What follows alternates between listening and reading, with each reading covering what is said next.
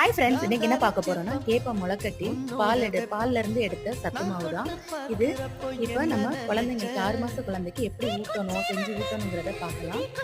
1 spoon அளவுக்கு மாவு எடுத்துட்டு கொஞ்சமா உப்பு தண்ணி சேர்த்து நல்லா கலந்துட்டு இதை அடுப்புல வச்சு இந்த மாதிரி கிண்டிக்கிட்டே இருந்தோம்னா கூழ் பதத்துக்கு வரும்.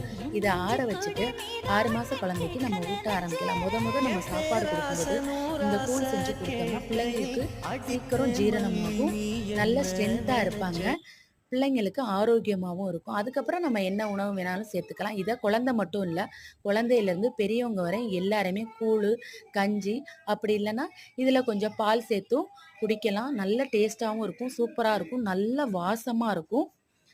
இந்த மாதிரி செஞ்சு பாருங்க. இது நம்ம வீட்டிலே சுத்தமாக செஞ்சது, அதனால குழந்தைங்களுக்கு நல்ல ஆரோக்கியமாக இருக்கும். இந்த வீடியோ பிடிச்சிருக்கும்னு நினைக்கிறேன். பிடிச்சிருந்தா லைக் பண்ணுங்கள், ஷேர் பண்ணுங்கள், சப்ஸ்கிரைப் பண்ணுங்கள். பாய் பாய், டேக் கேர்.